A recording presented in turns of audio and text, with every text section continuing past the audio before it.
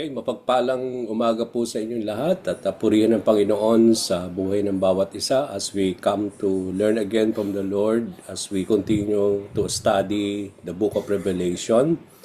We will pick it up from where we stopped last time. Today we will be starting the first message of the Lord Jesus Christ to the church in Ephesus. But before that, we will read also verses 17 up to chapter 2, verses 1 to 7. So if you have your Bible, can we open it in chapter 1, verse 17, hanggang chapter 2, verses 1 to 7.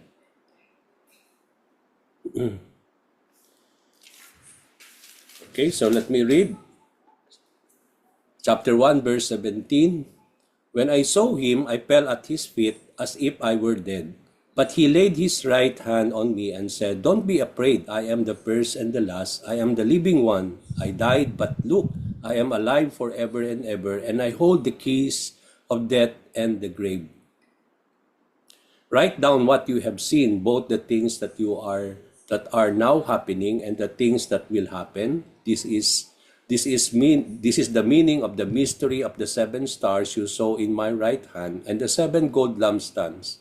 The 7 stars are the angels of the 7 churches, and the 7 lampstands are the 7 churches."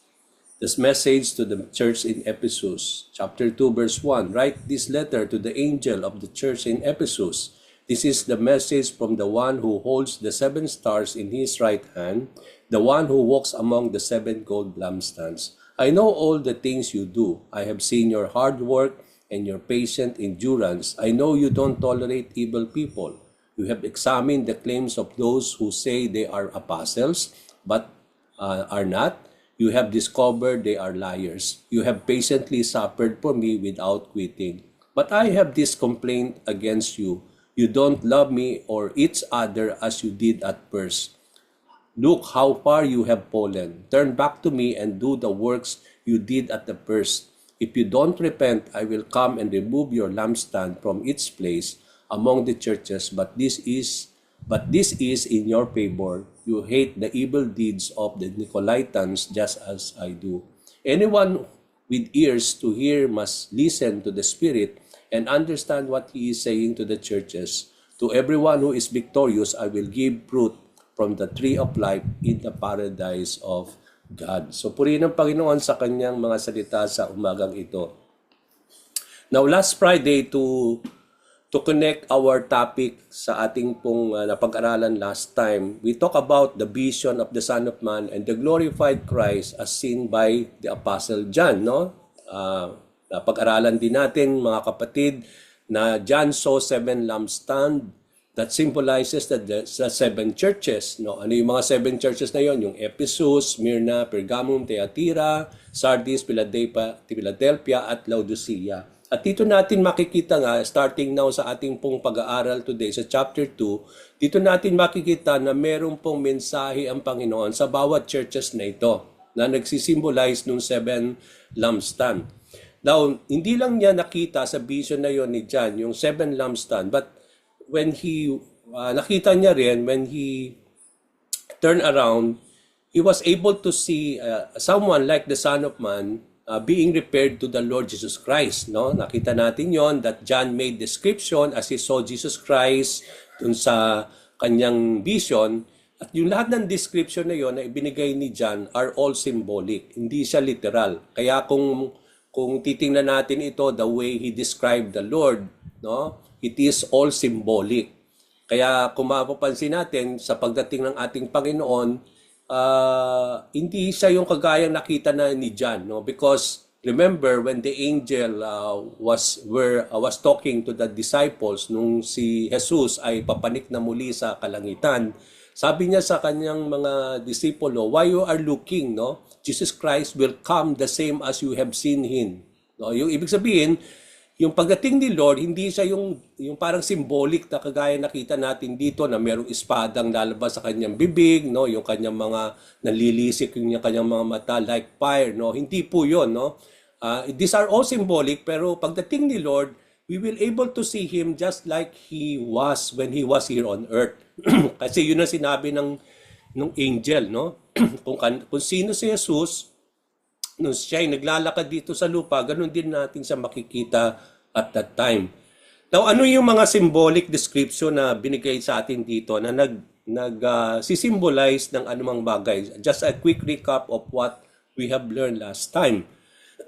Makita natin dito that he was able to see the long robe, no, na suot-suot ni Lord, yung long robe with gold sash across the chest.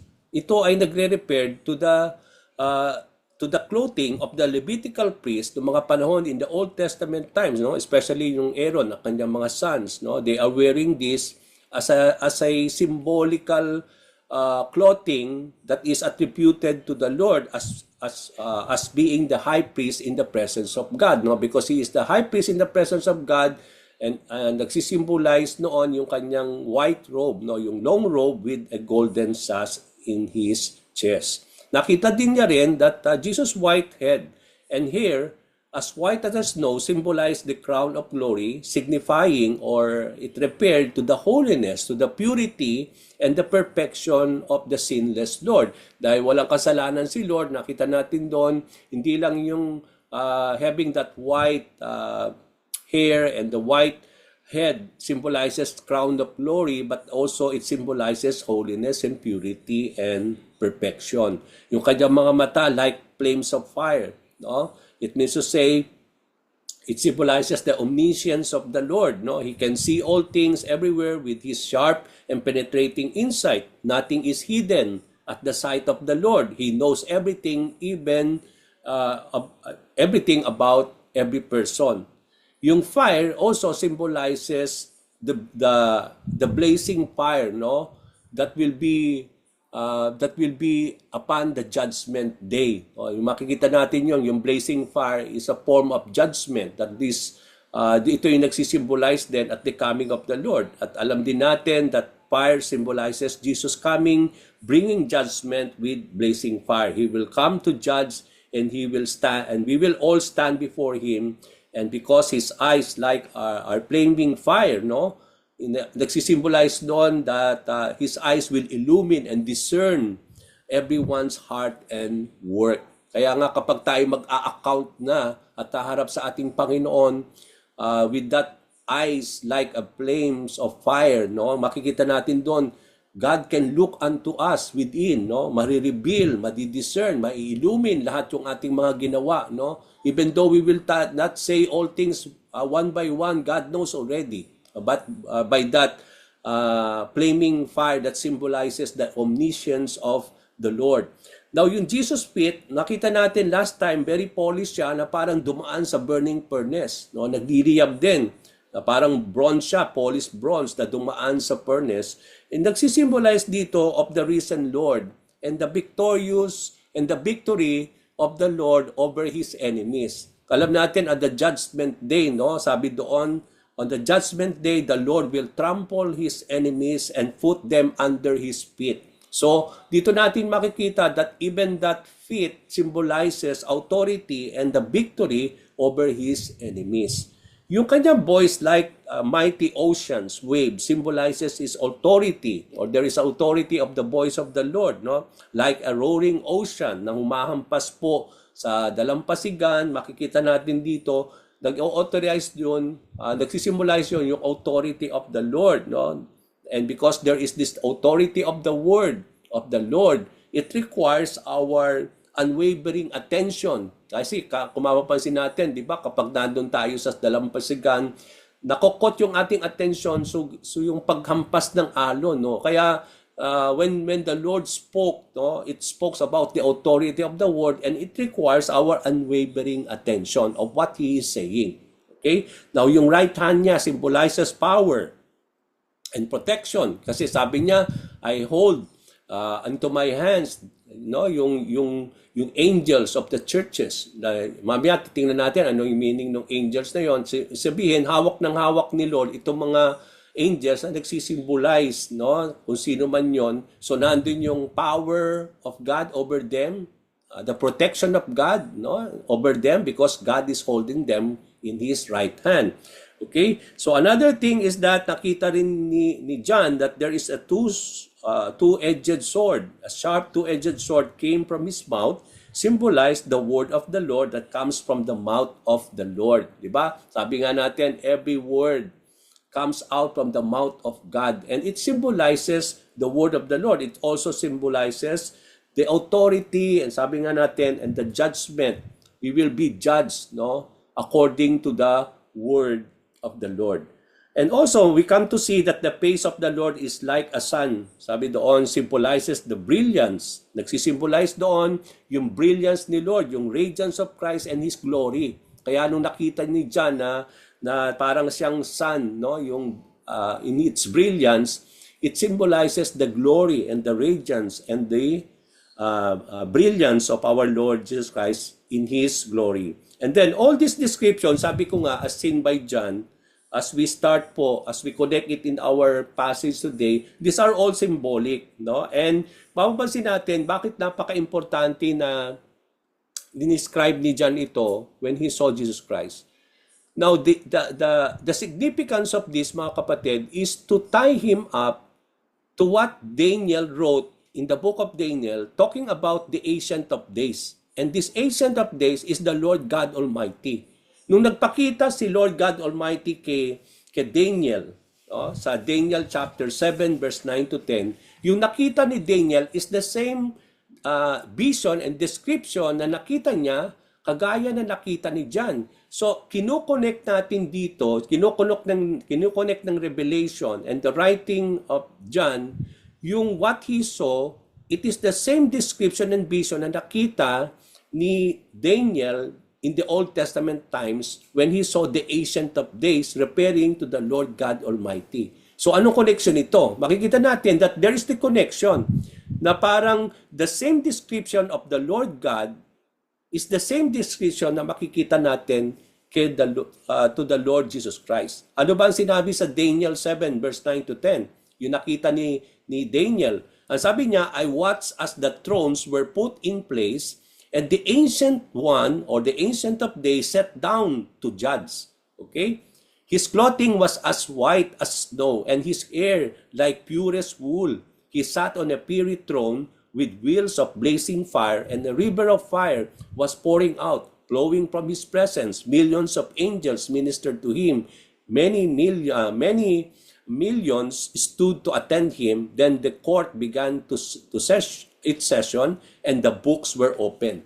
So dito nakikita natin dito yung judgment day as seen by Daniel, that this ancient of day will be sitting now on the throne, and the court now began its session and the books were open. So doon natin makita, ito na yung nire-refer na judgment day at the coming of the Lord Jesus Christ. And we believe it is the Lord Jesus Christ who will judge, no, the living and the dead. Kaya makikita natin dito, yung tinatay itong Ancient of Days to the Lord Jesus Christ in the same writing of the book of Revelation. Mapapansin niyo yung description na nung Ancient of Days, referring to the Lord God Almighty, na nakita ni Daniel is the same description as seen by John, no? Sabi doon, his clothing is white as snow, his hair is like purest wool, no? He sat on a fiery, sabi nga natin, he sat in the throne with wheels of blazing fire, no? A river of fire, no? Yung was pouring out. So makikita natin dito the same description of what John saw in the book of Revelation. So the image of the Ancient of Days seen by Daniel points to Jesus Christ in the book of Revelation having the same description as seen by John. So makikita din natin dito sa writing ni Daniel na yung prophecy regarding the judgment day, that all will come, that the court will open its session and the books were open. Ibig sabihin, doon makikita natin yung paghahatol ng ating Panginoon Diyos. And we will all stand before our God at the coming of Jesus Christ. Now, how does John respond? Paano nag-respond si John dun sa vision na nakita niya? Nung nakita niya yung si Lord Jesus Christ with all this description, ano yung kanyang respond? Makikita natin sa verse 17, nung nakita niya yung radiance ni Lord. Ang sabi dito, when I saw him, sabi ni John, I fell at his feet as if I were dead. But he laid his right hand on me. So dito nagsasalita na si John na nung nakita niya si Lord, no, out of his glorious radiance, he fell as if like he is dead man. Okay, and then he saw and he felt that that Jesus Christ, out of his right hand, he laid his hand upon John. So makita natin dito, John fell like dead at the feet of the Lord. And we can see here also that he was so afraid because of what he saw. No, sabi doon, kaya nga sabi ni Jesus Christ, don't be afraid. So ibig sabihin, dahil sinabi yun ni Lord, ibig sabihin, hindi lang he fell like dead men, but he was so afraid of what he has seen, no? When he saw the radiance and the glory of the Lord Jesus Christ. Matatandaan ninyo when Isaiah saw also the radiance and the glory of the Lord God Almighty, no? Di ba sabi niya sa Isaiah chapter 6 verse 5, ang sabi niya, then I said, it is all over, no? Woe unto me, di ba? Sabi nga doon sa ibang translation, I am doomed, woe unto me, for I am a sinful man, I have filthy lips, and I live among the people with filthy lips, yet I have seen the King, the Lord of heaven's armies. So dito, nung nakita niya si Lord, no? Kagaya din yung nangyari kay John, that somehow he felt that he is already doomed. Na parang akala niya mamamatay na siya, no?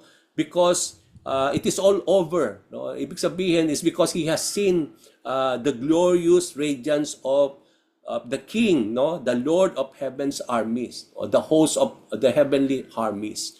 And I believe from these writings, no, I believe if God will really show himself unto us, all of us will not really contain the glorious radiance of the Lord. We will all die. No, we cannot really see the glorious presence of the Lord, no, because of the fact that we are all sinful. Feel pa rin tayo ng sin sa ating heart. Kaya we are not really ready to contain the glory of the Lord. But then, at the coming of Jesus Christ, di ba nga, all these things will be changed by the Lord, no? Yung nga, we will have a glorified body, tatanggalin na niya yung sinful natures unto us. So we can now have a clear face-to-face, and we are able now to sustain, no, and contain the glory of the Lord, because ang sabi sa Bible, we will see him as who he is, no? Kaya ngayon, kung si Lord magpapakita sa atin, I don't think we will contain His glory because we are still sinful, no, by our nature. But then, when we will be changed by the Lord at the coming of the Lord, no, we will have the glorified body as well, and that we will now able to see the Lord Jesus Christ who He is. I believe we are able to contain, no, we are able to be sustained out of the glorious presence of the Lord. Kaya kung makikita ninyo in the writings of the Bible, lahat nung parang nagkakaroon ng the way they have seen the Lord as if they fell dead. Remember the time when it also happened at the resurrection of the Lord Jesus Christ? No? Di ba nung when the soldiers saw the radiance of the glory of the risen Lord, they all fell dead. No, yung parang they all fall down as if they are dead people, no? Because you cannot really contain the glorious presence and the glorious radiance of the Lord Jesus Christ. They all fell dead. Nakita natin doon, no? So, makikita natin dito, John not only fell like dead when he saw Jesus Christ, but he became afraid. The same thing that Mary and Zechariah, the father of John the Baptist, when they saw the angel, no, they were so afraid. Come to think, no, it is not a natural thing when you saw something that is so unusual.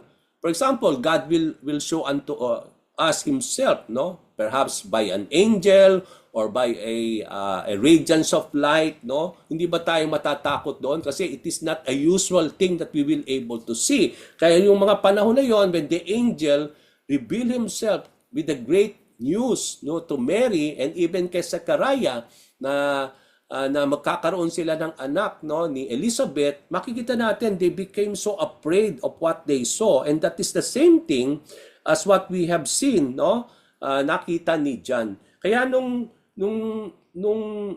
when he fell dead, the Lord laid His hand upon him, and the Lord God said to John, no, He laid His right hand on me and said, sinabi raw ni Lord kay John, don't be afraid. I am the first and the last. I am the living one. I died. But look, I am alive forever and ever, and I hold the keys of death and grave.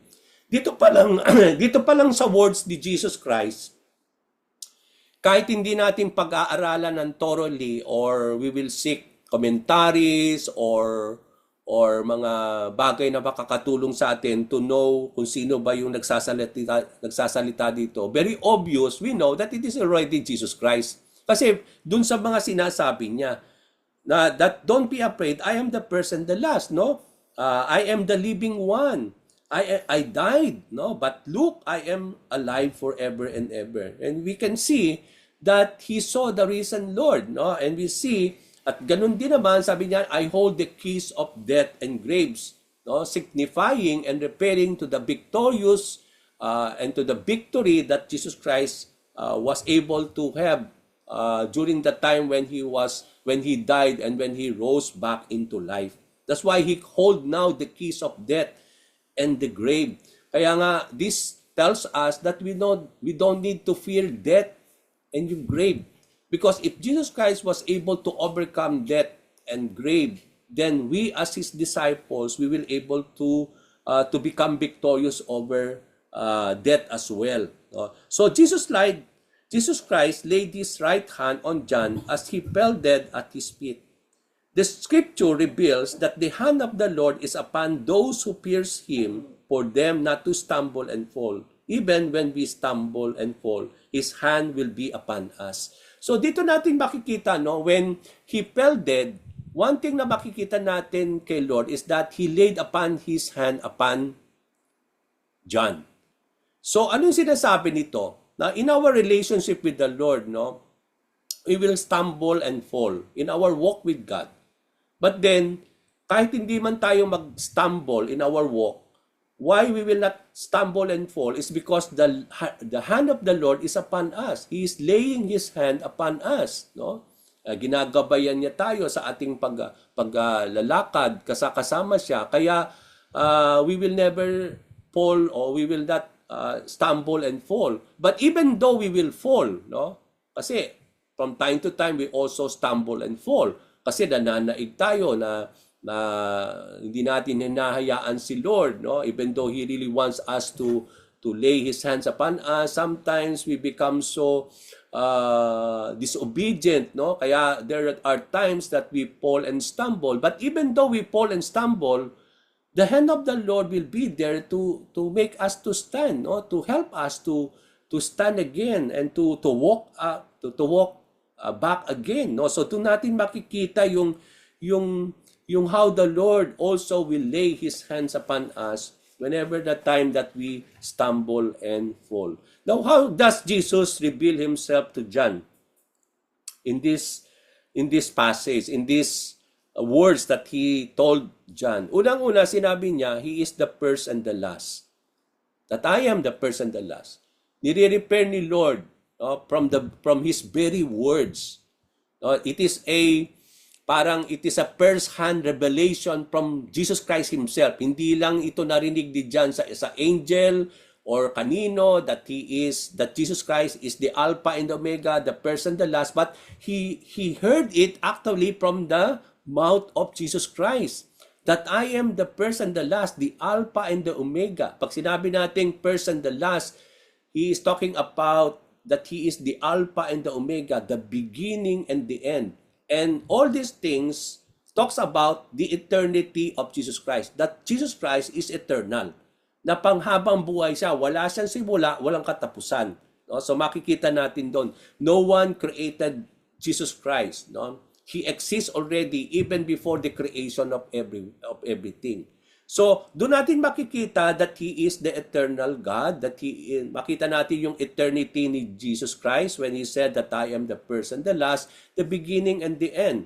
Na makikita din natin from the very words of Jesus that he is referring himself as the living one and will live forevermore. Ibig sabihin, no, walang katapusan at walang hangganan yung paghahari, no, yung everything about the Lord will be forever, no? It will be till eternity.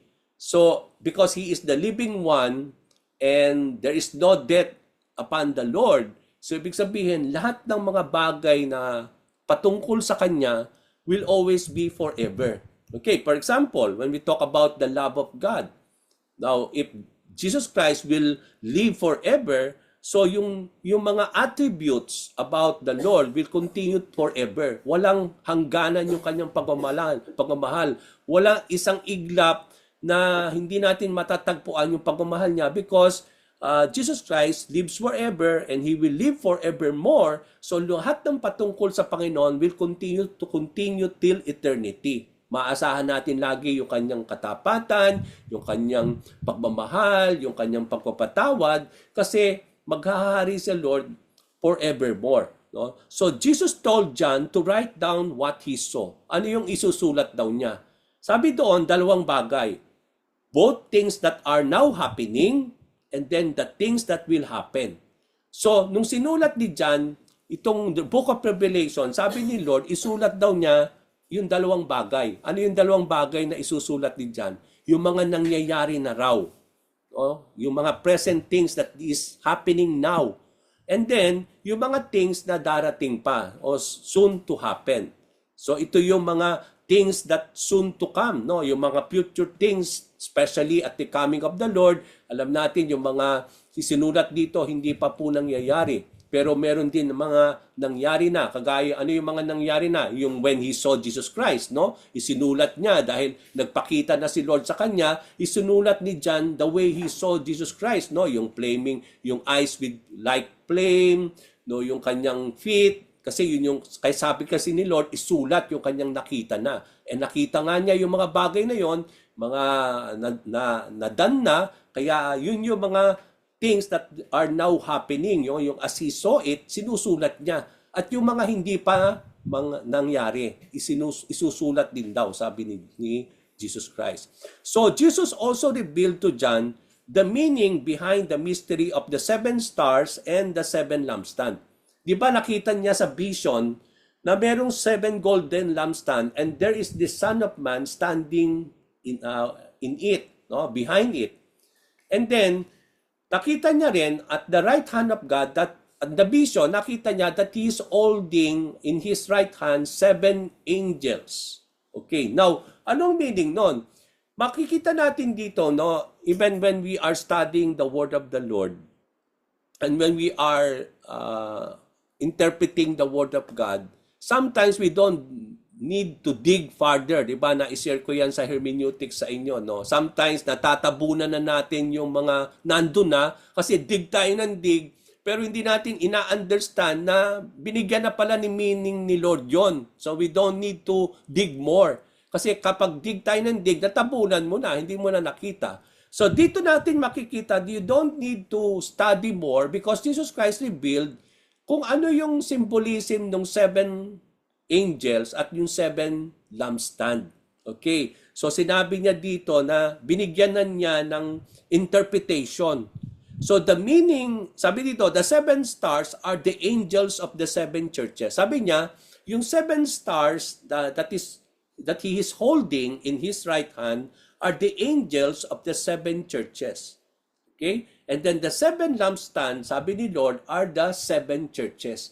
So, itong churches na ito ay nagsisimbolize like a lamp, no? So, mamaya titingnan natin yon na kapag tayo palang mga church, sa mata ng Diyos, para tayong lamp, no? And what is that? Anong sinisignify niyon? Ano yung parang inaasam ni Lord sa atin bilang isang church like a lampstand, no? Titingnan natin yun mamaya. Ngayon, sino yung mga angels of the 7 churches?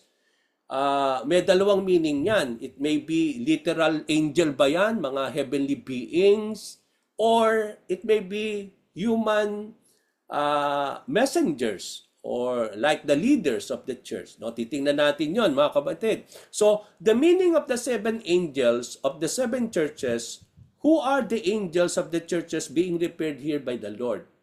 No, that He was holding in His right hand. Okay, the word angel, intindihin natin.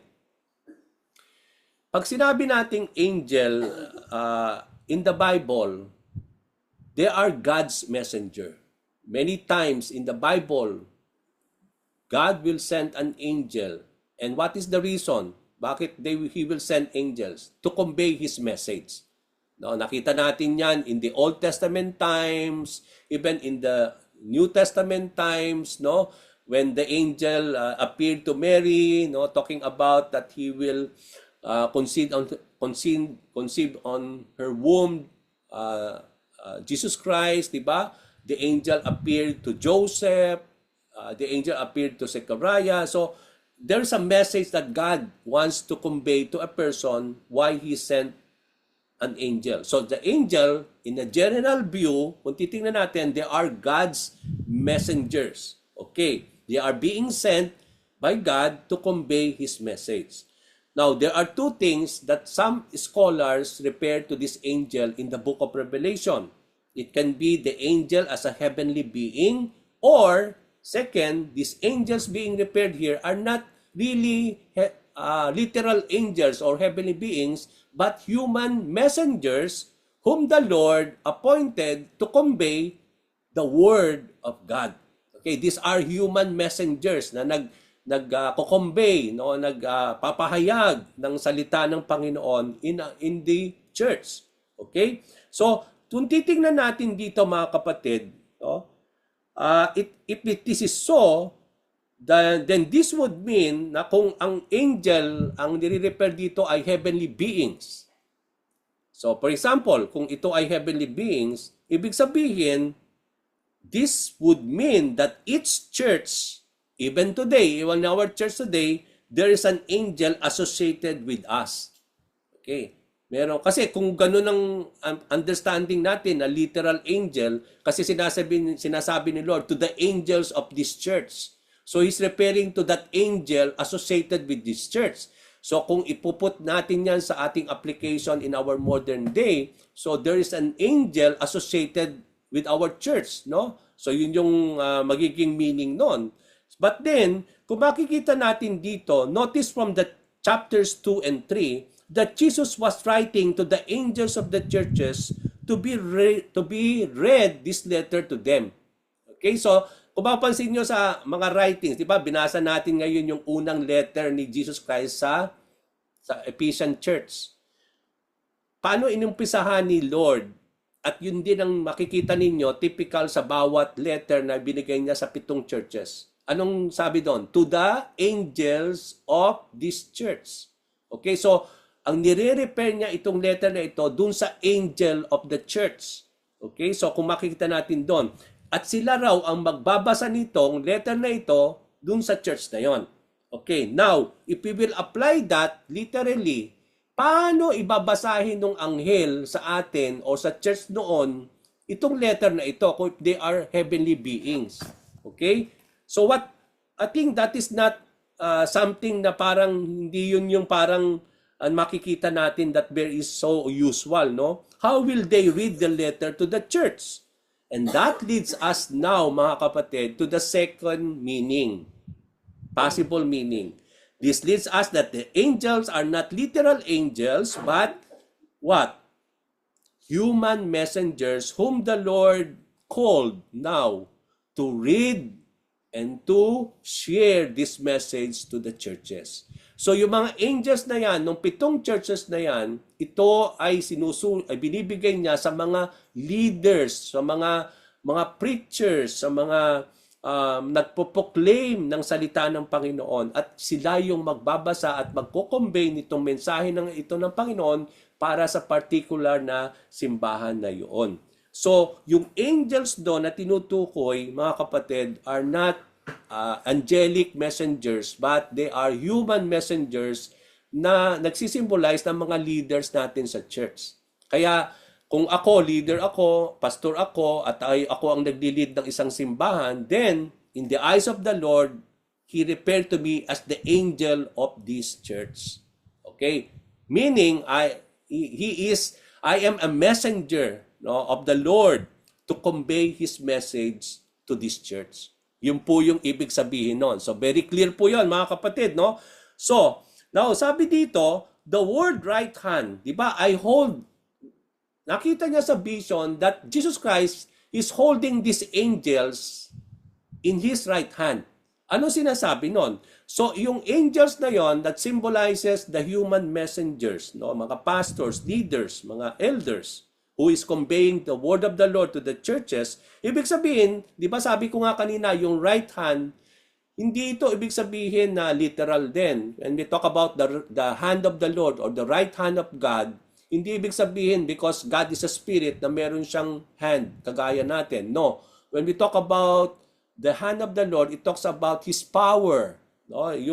Yung authority and dominion. No? So, ibig sabihin, when John saw that these angels, referring to the human messengers of the church, wherein are being held by the Lord in His right hand, ibig sabihin, the hand of the Lord is upon all these leaders.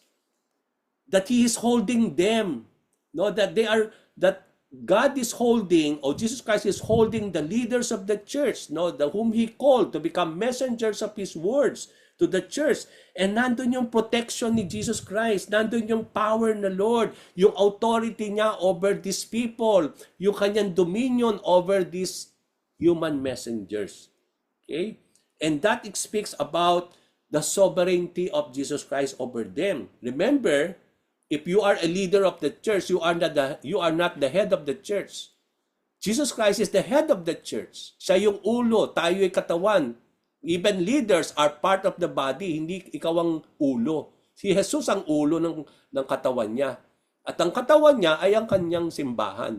So, ibig sabihin, tayo, we are under, even though we are leaders and pastors and elders of the church, and we are called by the Lord, no, to lead, no, and to convey messages of God to them, God is still over us, no. We are not over the church, no. Kaya nga kung titingnan natin dito, mga kapatid, dito natin makikita yung how we are accountable if you are a leader at tatangin mo yung simbahan, no, ng Panginoon at aariin mo sa iyo, naaalis, tatangin mo yon, no, because hindi ka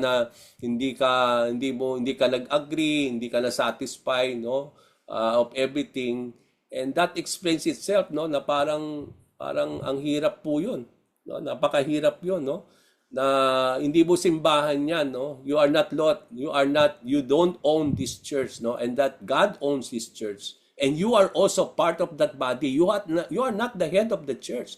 Jesus Christ is the head of the church.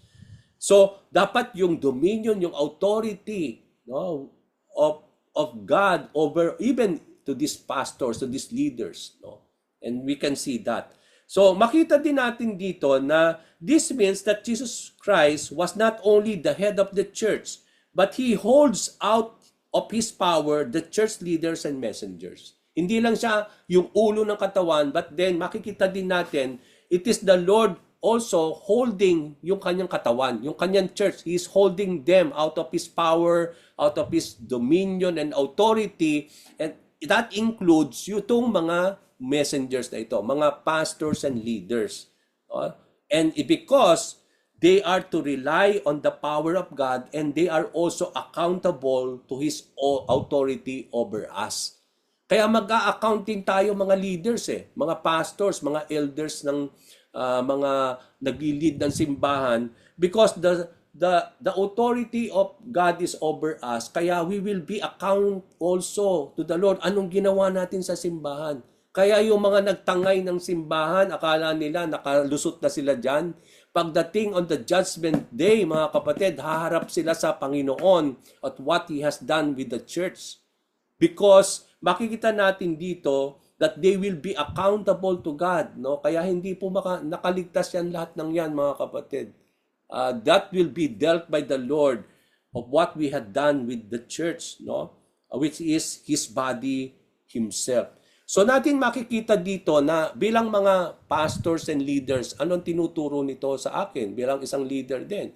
So, because God is holding me, then I have to rely on His power. I have to rely always on the Lord. Hindi ko pwedeng mag-rely sa sarili ko in conveying the words of the Lord. Kaya nga doon natin makita kapag nagme-mensahe tayo, nagpipitch, nagtuturo, hindi yung mensahe natin, kundi we are God's messenger. Dapat ang minimensahe natin, yung message ni Lord para sa church. So doon natin makikita yung accountability ng mga human messengers, no? Why we are being held by the Lord in His right hand. Ibig sabihin na nagde-depend tayo dun sa right hand na yon that symbolizes the power, the authority, and the dominion of the Lord. So nagre-rely tayo lagi doon sa mga messages, on how we lead the church, no? At doon tayo makita that we are all accountable to the Lord. Now, the meaning of the 7 lampstands are the 7 churches. No, yun nga yung mga churches sa Smyrna, Pergamum, Thyatira, Sardis, Philadelphia, and Laodicea. At hindi lang ito para sa kanila. Alam natin 7 stands for the perfection, the completeness of the church. Pag sinabing 7 churches, hindi literal 7, although literal talaga na ibinibigay ito kay Lord, pero yung the word 7 conveys and sinisimbolize noon completeness, no? The completeness, the wholeness, the universality of these churches. Kaya kasama tayo dito sa Book of Revelation. Kaya yung mga messages ni Lord sa 7 churches na yan ay the same messages for our churches today in our contemporary time. Okay? So, the church as a lampstand, alam natin, kung makita natin sa vision, nakita ni John lampstand. But then, ang sabi ni Lord, itong mga lampstand na ito is literally symbolizing the church. So, ang ibig sabihin pala, sa ating mga church, tayo ay lampstand. At as a lampstand, anong purpose ng lampstand? Di ba? Ikaw ay yung lampstand nagbibigay ng liwanag sa darkness. Kaya kung mapapansin natin, paano tayo nire-repair ni Lord as kanyang katawan bilang His church? Ibig sabihin, the way God looks unto us, that God expect that we will become light, that we will become lampstand that will give and radiate the glory of and the radiance of Christ to the darkened world. So makikita natin doon, yun yung sinisimbolize. Bakit sa Revelation, ang church ay parang lampstand, nagsisimbolize doon because we are called to give light. That we are the bearers of the light and the radiance of Christ. And we radiate that radiance in this darkened world. At yun yung makikita natin dito. As church leaders, as stars, no, as angels, no, we are also bearers of the light of Christ. No? Kaya makita natin very clear. Now, let's go now to the first message of God, of Jesus Christ to the first church. Ito nga, itong church sa Ephesus, sa verses 1 to 7. Now, John was called by the Lord to write and send the letters to its churches in Asia Minor. Yung lahat ng churches na yan ay nakakontain sa Asia Minor. At yung Asia Minor today is what we see yung modern Turkey. Yung Turkey, okay? So doon natin makikita itong 7 churches ng mga panahon na yon. In our modern day, it is the modern Turkey.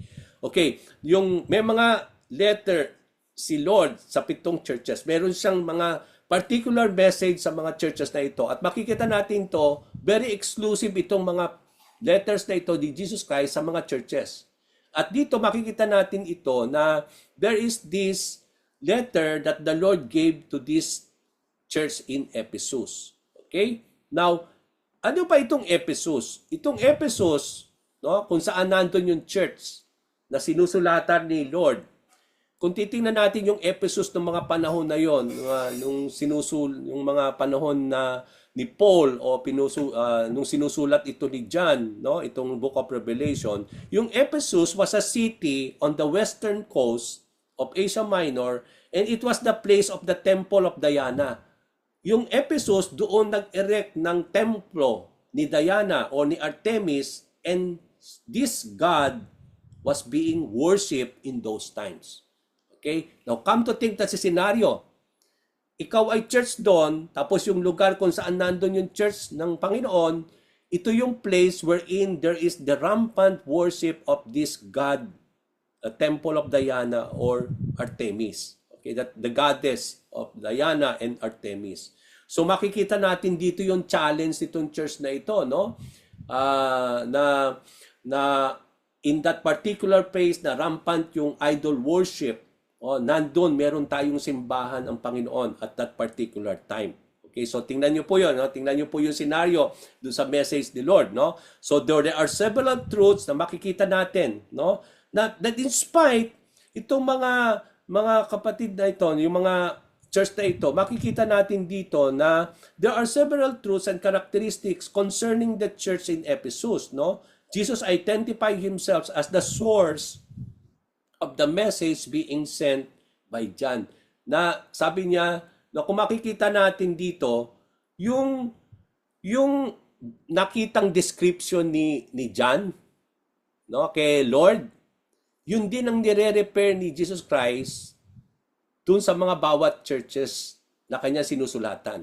Kaya kung mapapansin ninyo, no, tingnan niyo po yung 7 churches, no, na as a glimpse, no. Tingnan niyo po ito, no. I will read. Tingnan niyo po. Yung unang church sa Ephesus, ano sabi niyan? This is the message from the one who holds the 7 stars in this right hand, the one who walks among the 7 gold lampstands. So, inuulit lang ni Lord yung nakita ni John doon sa chapter 1. Tingnan niyo po sa susunod na church, sa Smyrna, I write this letter to the angel of the church. This is the message from the one who is the first and the last. Di ba yun din ang sinabi niya sa chapter 1. So dito, pinakikilala ni Lord yung kanyang sarili na nagsusulat, nagbibigay ng message, at nire-repair niya yung sarili niya doon sa description na nakita ni John doon sa chapter 1. Tingnan niyo po sa susunod, sa Pergamon. Write this letter to the angel of the church. It's a message from the one with the sharp two-edged sword. Okay, di ba?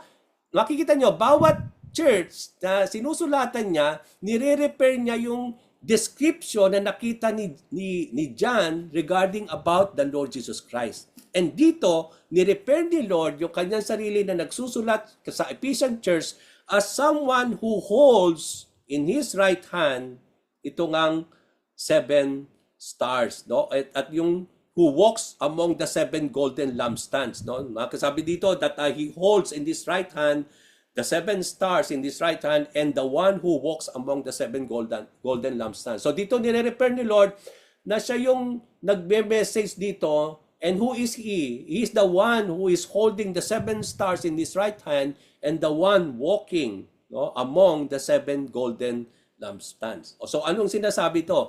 This means that the Lord is holding in his right hand the messenger of the church or yung mga human messengers, and his presence is walking among the church.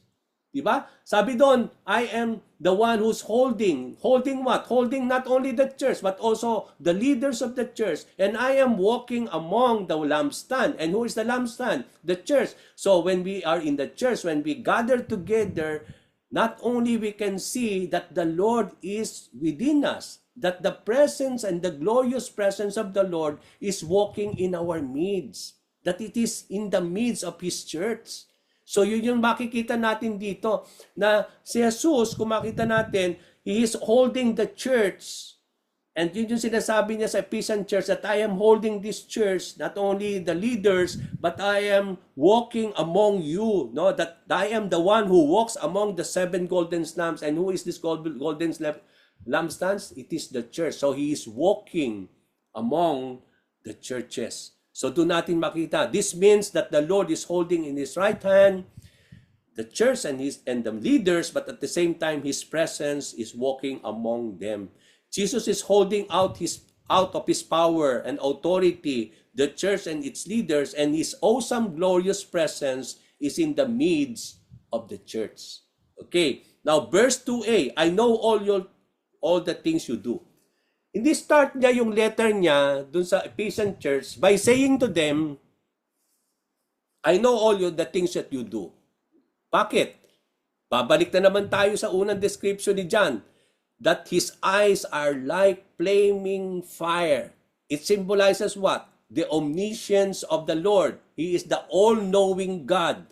Whether we hide, itago natin, it will be revealed to the Lord.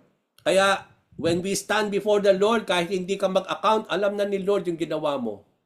Okay? So it means to say, even in this time, sabi niya doon sa church ng Ephesus, I know all your things that you are doing as a church. Kahit hindi mag-account itong angel of the church, the knows already what is going on in the church. So, makikita natin dito, John saw the eyes of the Lord were like flames of fire. This reveals the omniscience of the Lord as being all-knowing God. Jesus said He knows all the things the Ephesian church was doing. Notice all things. Tingnan nyo po ha, I know all things. Hindi lang one thing, two things, no? Ilan-ilan lang. Pero ang sabi doon, I know all. No? Nag-aaral po tayo word for word. Tingnan nyo po yung word all things. Lahat na nangyayari sa simbahan, itago man natin, i-reveal yan. Nare-reveal yan kay Lord. Okay? All things in the church are being known by God because He is an all-knowing God. The Lord knows the deeds of this church. The same thing, the Lord knows the deeds of our churches today. No, nare-reveal dan. How does the church in Ephesus do things? Now, tingnan natin. Alam daw ni Lord kung paano ang ginagawa niya as a church. Now, what are the deeds of this church that are evident to the Lord? No? Paano nakikita ni Lord itong church na ito? Okay, number one, the Lord knows their good and hard work. Come to think that this church, mga kapatid, is a very good church. Kasi they are doing good. They are working hard. So it means to say, come to think that the scenario, they are in the middle of a place where there is a rampant worship of this goddess Artemis and Diana. And here comes this church. They're doing hard work in conveying the message of God. They are really standing like a church talaga, as a light in this darkened place of Ephesus because of the rampant worship of Diana. So, nakita rin ni Lord, I know, sabi niya, the Lord knows their patient endurance, yung kanilang perseverance. Okay? Alam ni Lord na itong church, they are working hard, they are a good church, they are patiently enduring everything, no? They are persevering. The Lord knows also that they don't tolerate evil people. At hindi lang yon, they have the discerning spirit to discern and distinguish them. So, gifted itong church na ito, no? Hindi nila tino-tolerate yung mga wrong practices within the people, sa kanilang mga members, no? At nadidistinguish din nila yung mga bagay na yon. Hindi nila tino-tolerate. Kaya nga sa simbahan natin, no, dapat nare-reveal yung mga bagay sa mga buhay ng mga mananampalataya, members ng church, at hindi natin ito tolerate yung mga yon. And that is one of the good characteristic that Jesus Christ saw in the Ephesian church. No, they don't tolerate evil people. The Lord knows their discernment to distinguish false apostles. Kaya nilang i-distinguish yung mga evil things, no, within the church, but also they can distinguish false teachers and false apostles and false mga talagang ang kanilang role is to ruin the church, no? They can discern it. The Lord knows that this church can discover them as liars. Alam nila na that they can discern na yung itong mga taong ito, they are liars, they are just not conveying the truth, no? And the Lord also knows about this church that they persevere even in hardship and sufferings, no? And they are not growing weary and quitting. Come to think this church, no, na they are undergoing hardship and sufferings because they are in the middle of a place where is this rampant of idol worship, and we know that there will be hardship, there will be sufferings in this church, no? Just like in our churches today. But then, ang maganda at napakaganda sa simbahan na ito is that they don't grow weary and they don't quit. Remember what Pastor Abel told us during last Sunday's message, no? It is possible for us to become weary and it will cause us to quit, no? To stop.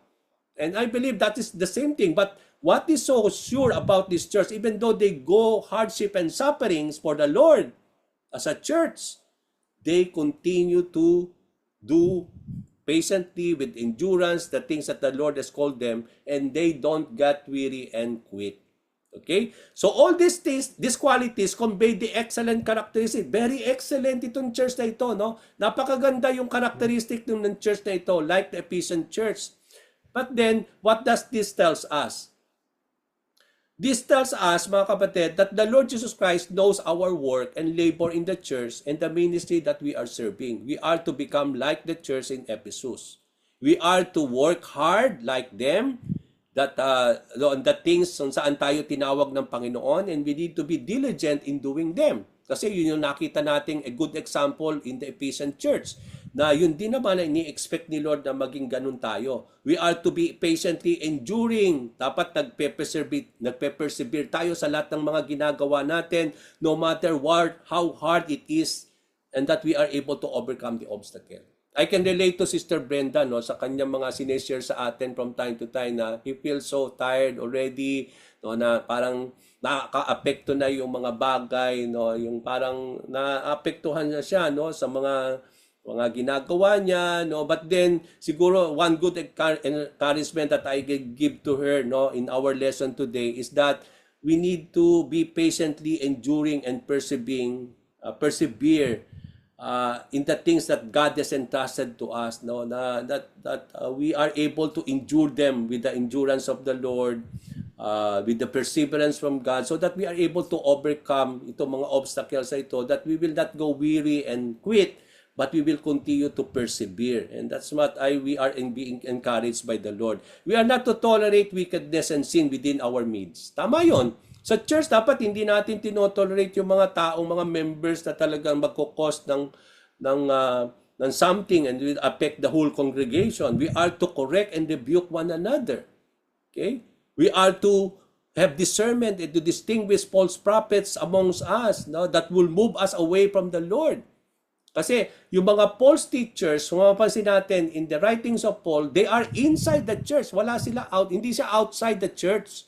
Within our rank, merong mga naninira na sinisira ang katawan ni Kristo. I hope and I pray hindi tayo yung isa sa mga yon na tine-turn apart natin yung simbahan by criticizing the fellow members and brothers and sisters in the Lord. Allowing them to move away. Yung parang ginagatungan pa natin yung mga bagay na kanilang dinaramdam sa simbahan para it will cause them to move away from the Lord. And I hope and I pray we are not like that. Okay? We need to persevere and endure our hardship and sufferings in the name of the Lord and not to get weary that will lead us to quit. And I believe that is the same thing that the Lord requires churches in our time today. Now, the concern of the Lord in Ephesus was being addressed by Christ in the letter. No? But then, kung mapapansin ninyo, inumpisahan niya ng napakaganda, no? Ganito kayo. So, praise be to the Lord. Pero, at the end of that thing, in verse 4, but I have a complaint before you. There's something else na dapat i-address pa rin sa simbahang ito. Ang ganda na nga ng church, no? Ang ganda ng kanilang description. Pero ang sabi ni Lord, but I have this complaint against you. You don't love me anymore the way you did at first. Look how far you had fallen. So, although nagtatribe sila, no, nag-excel sila sa perseverance, sa gawain, and doon, pero at the end of the day, ginagawa pala nila ito not out of love. No? Ibig sabihin, pwede tayong maging busy, no? Pwede nating gawin lahat yung mga bahay sa church na ito, but we are not doing it not for the Lord. But for ourselves, no, for the church. But actually, I believe everything that we do for the church is because of our love for Jesus Christ. Bakit tayo nagsaserve sa kay Lord? Para kay Pastor Abel ba? Para sa tao? No. We are serving in the ministry because we love Jesus Christ, because He is our first love.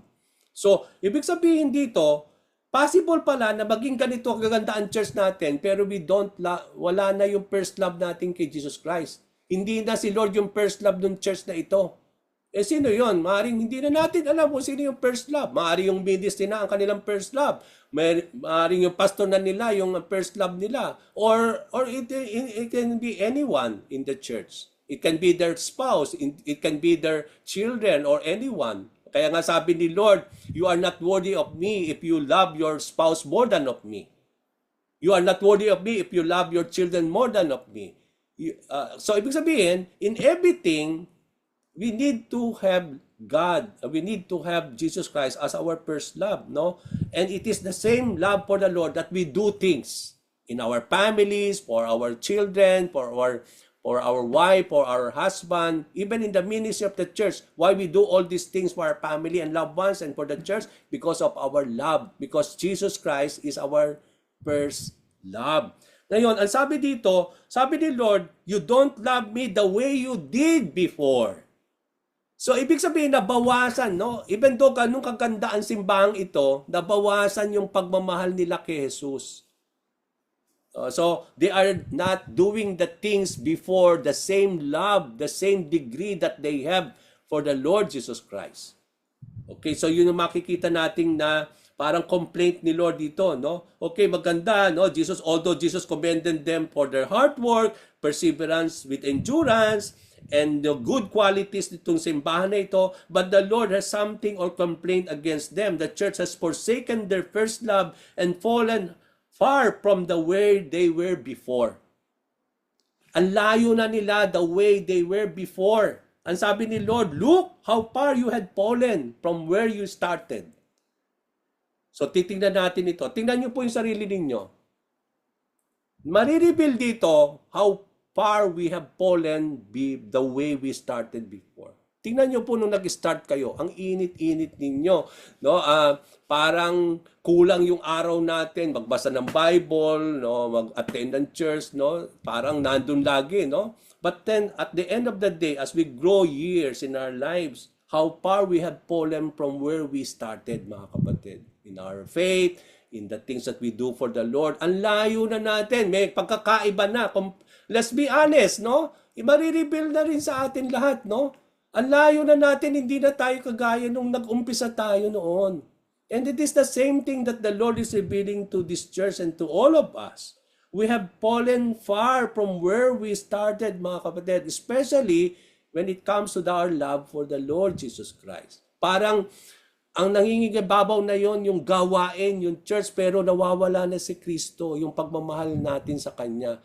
So, parang natatied up na tayo, pumunta ng gawain, mag-Bible study, no, yung pumunta sa church, mag-ministry, okay, we are doing this and everything, but then at the end of the day, no, nawala na yung pagmamahal natin kay Jesus. Natatabunan na yung pagmamahal natin sa Panginoon. They started good and worked things rightfully, but as they continue to do things, they have forsaken the love that they had at the beginning. They started having the love, but their passion of doing things were not the same as before. Okay, mag-overtime tayo ng konti kasi ayaw naman ninyong magsalita. So, gagawin natin po, ipupulong natin ng konti yung ating pong pag-aaral today. So, para hindi masayang oras natin. Okay, now, let's see. They started having the love. Nung nag-umpisa itong Ephesians Church, they started having that kind of love and passion in doing things. Pero as they go years, nakita ni Lord, they are not same as before now. They are still working hard, but no longer having the passion to do them. Okay, they are working hard. Okay, working hard. Pero yung motivation as they work hard, hindi na yung out of the love for God. No, makikita ninyo, no, na pwedeng mangyari sa simbahan nyo, pwedeng mangyari sa buhay natin yan eh. Na busy tayo sa church natin, sa ministry natin, we are working hard for the ministry, for the church, pero mapapansin natin na nane-neglect natin yung ating time with the Lord. Yung time natin to convey our love for Him, yung personal communion natin sa Kanya, yung ating time to commune with the Lord, no? Yung parang nade-neglect na kasi doon natin mapapakita talaga yung ating intimate relationship. Pag sinabi nating first love, it talks about our intimate relationship with the Lord. It is possible pala na unti-unting nababawasan yung ating pagmamahal sa Panginoon, but we still become busy in the church doing things. Yun yung po yung Ephesian church, mga kapatid. And we don't need like that kind of church, okay? Not only they lost their love in the things they do, but forsaken their first love, who is the Lord Jesus Christ. It is one way to have the passion and love for the ministry. Kasi yung passion and love na yon for ministry is this, dapat yung passion na yon nagagaling na dun sa love natin kay Lord. Okay? Now, it is the same thing also that we forsake our first love, who is Jesus Christ. Jesus is the first love because they learn and experience that love from the Lord unconditionally. Bakit ituturing natin na Jesus is our first love, mga kapatid? Kasi sabi sa 1 John 4:19, We love because He first loved us. And that love is unconditionally. Okay? Siya yung ating first love kasi minahal niya tayo no matter who we are. At minahal niya tayo, siya yung unang nagmahal sa atin. Hindi tayo ang unang nagmahal kay Lord.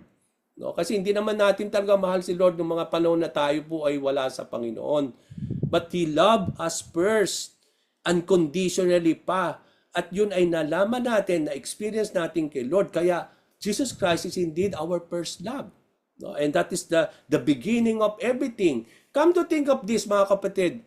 Saan nag-umpisa yung kung sino ka ngayon nung mga panahon na yon? Bakit ang init mo kay Lord, no? Yung nag-a-attend ka, nandun yung desire mo lagi na umattend, no? Yung mga unang panahon is because nadama natin, nakita natin yung love na yun kay Lord. And in return, because of that love, we want in return now, no? That to have that kind of passion to serve the Lord because it is where we show our love also for the Lord.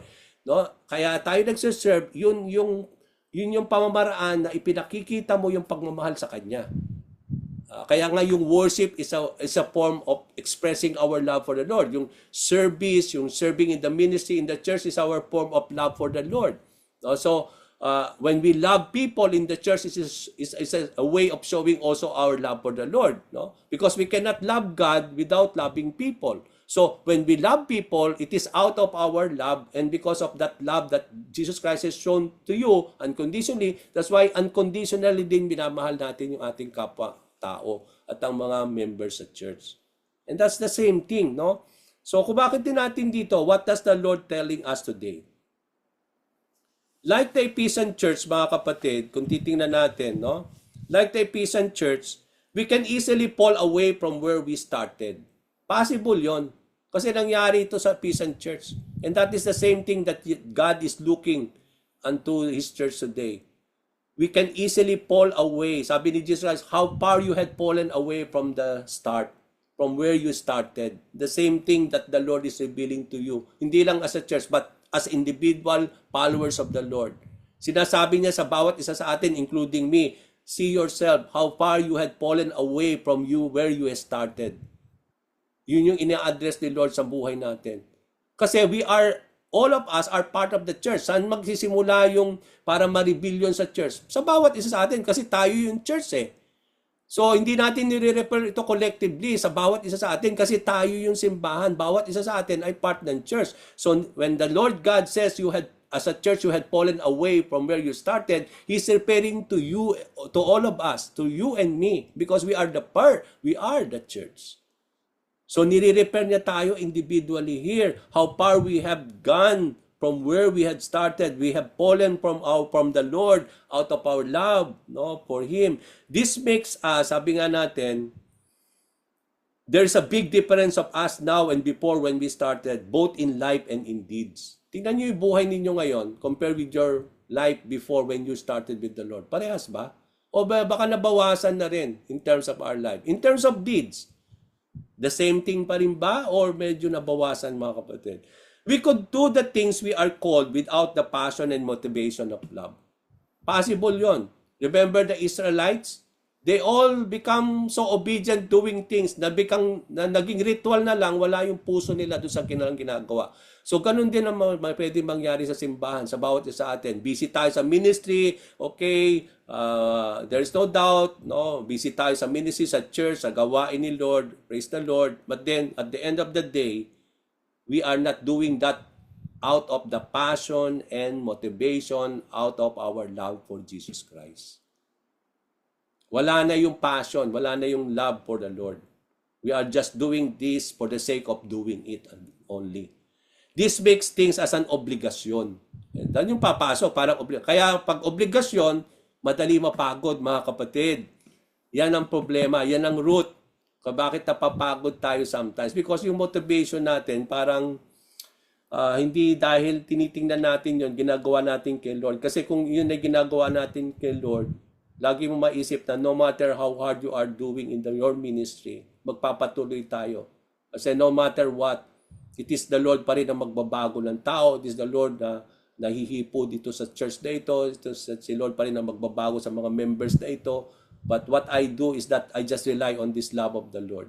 And continue. I will not go weary of the things that God has called, no matter how hard it is, no matter ano man yung pinagdadaanan ko, ang hirap man, but then I will continue because this I do, because not for them, not for the church, not for Pastor Abel, not for Pastor Nick, but not for, even for myself, I'm doing this because I love the Lord. Yung po lagi ang lagay natin sa isip natin. And when you do that, it will continue no matter how hard. And that is the same thing. So, we could do the things we are called without passion. No? Sabi nga natin, it is possible for us to do things in the ministry, in the church, without the involvement of our heart. Pwede po yan. But remember, we always do it out of our heart. Lahat ng bagay ginagawa natin out of our heart, out of our passion and love for the Lord. We are to do all things out of our passion and love for Jesus Christ, who is the first love, our first love. He is our first love, not your spouse, not your girlfriend before, not your boyfriend before, but your first love is Jesus Christ. We are to love Him more than anyone, more than anything.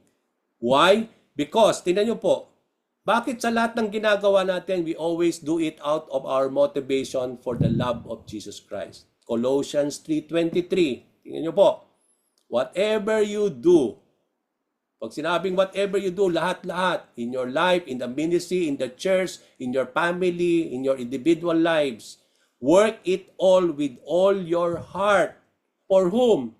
As working for whom? For yourself? For Pastor Abel? For the church, for the ministry, for the people whom you are ministering? No. With all your heart as working for the Lord. You are working for the Lord, not for the church, not for anyone, but you are working for the Lord.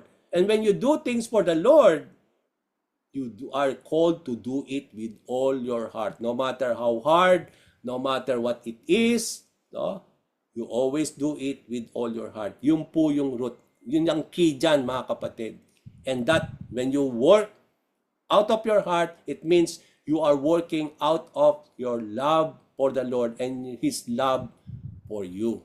Okay? So the call of Jesus to remember and to repent. So, sabi ni Lord, I have these things before you. You have lost your first love. You are not doing the things anymore the way you are doing, even though you are working, you are persevering and everything, blah, blah, blah, and etc., etc. But I have these things for you. Now, sabi niya, after He revealed this thing, sabi niya, anong call ni Lord sa church na ito? Remember where you are before and repent. No, repent. Look how far you have fallen, sabi ni Lord. Turn back. Turn back to me, sabi niya, and do the works you did at first. Gusto ni Lord, bumalik tayo sa dati nating tayo noon. Gusto ni Lord, yung church sa Ephesus bumalik kung sino sila noon. No? And to do that, they have to remember who they were. And they have to repent. Kasi, sabi niya, kung hindi kayo magre-repent, so there's also a warning. Mapapansin nyo, sa lahat ng mga messages ni Lord sa mga pag-aaralan natin starting today, merong pong warning si Lord. Consequences if they will not do what the Lord Jesus Christ will telling them. Anong sabi ni Lord? If you don't repent, I will come and remove your lampstand from its place among the churches. Okay? So Jesus called the church in Ephesus to look far or remember and to turn back or repent. The church was called to look back and remember how they have started first. As they remember, the church is to look how far they have fallen from where they were. As they look how far they have fallen, the church was called to repent or to turn back to the Lord back again in repentance and go back how they have done the work at the start. Mga kapatid, as I will be ending soon, repentance is not to feel sorry. Hindi po yun. When you feel sorry, hindi po yung repentance yun. And true repentance of something what we had done wrong, especially in the things that we have done for the Lord, is not just to feel sorry, Lord, sorry. No, hindi po yun of what you have done to the Lord. But to repent, when you repent, no, It revolves change of our heart and change of mind and attitude. So, hindi lang feeling sorry yon. So, when you repent of the things that you had done wrong, dapat may change of our heart that will lead to the change of the mind and that will lead in the change of attitude, emotion, and action. So, nakikita yun sa ating ginagawa. Kaya hindi lang feel sorry, pero, okay, Lord, sorry, no? But then, makita natin, hindi yun yung sorry niya yun, hindi natin nakikita the way in our attitude, in our heart, sa mga ginagawa natin. So for the Ephesian church, it involves returning back to their first love, who is the Lord. So yun lang ang solusyon pala doon. They have to turn back to their first love, who is Jesus Christ, and returning to their first, and return back to where they do things before. Kasi meron ng pagbabago doon sa kanilang mga ginagawa. That it should always be motivated out of their love and passion for the Lord. The calling of Jesus Christ for the church in Ephesus is also for us today. We must not forsake our first love, mga kapatid. And we must continue doing things that are prompted by our love for Jesus and motivated by His love. Even our spiritual gifts are to be utilized because of our love for the Lord. I will close in 1 Corinthians 13:1-3. Tingnan niyo po, no? Even though binigyan tayo ng gifts ni Lord to do things in the church, but if we will not do it out of motivation and love for the Lord, yung spiritual, even the spiritual gifts are nonsense. Okay, sabi niya sa 1 Corinthians 13:1-3, if I speak in the tongues of men or of angels, but do not have love, I am only a resounding gong or clanging cymbals. If I have the gift of prophecy and can fathom all mysteries and all knowledge, and if I have faith that can move mountains, but do not have love, I am nothing, mga kapatid. If I give all I possess to the poor, and give over my body to hardships that I may boast, but do not have love, I gain nothing. Peril to look back, mga kapatid, and repent leads to consequences. Jesus said, He will come quickly and remove their lampstand on the church on its place. In contrast, kung sila naman ay magbabalik kay loob sa kanilang first love, and they will return back to the things, how they do things before, meron naman blessing. Kasi sa verse 7, tingnan nyo po, whoever has ears, let them hear what the Spirit says to the churches. To the one who is victorious, I will give the right to eat from the tree of life, which is in the paradise of God. So kung magre-repent itong church na ito, there's a blessing. No, sabi doon, if this church will hear what the Spirit is saying to them, they will become victorious over these things that they need to overcome. Ang sabi ni Lord, no, they will eat in the tree of life that is in the middle, in the paradise, in the garden of God. Now, ano sinasabi dito ng tree of life as I end? The tree of life symbolizes the fullness of eternal life. Okay, hindi siya yung literal na tree. No? Pag sinabi natin tree of life, in the middle of the garden and the paradise of God, it symbolizes what? It symbolizes the fullness of eternal life. The completeness and the wholeness of eternal life that God desires to give to those who is victorious. If we will become victorious over everything, okay, then these are for us. No? Kailangan nating maging victorious sa lahat ng aspect ng ating buhay, sa problems mo, trials mo, mga pinagdadaanan mo, even in your life, in your ministry, in your church, in your family. We need to become victorious. And if we become victorious in all these things, especially in dealing with our walk with the Lord, if we will continue to have that love for Jesus Christ, our passion in doing things because of our love for the Lord, then magiging victorious sa atin. At yun nga yung sinasabi ko, yun yung root at key para maging victorious tayo, para ma-overcome natin, hindi tayo magiging weary at mag-quit. Kasi ang pinaka-key doon is because of your love for the Lord.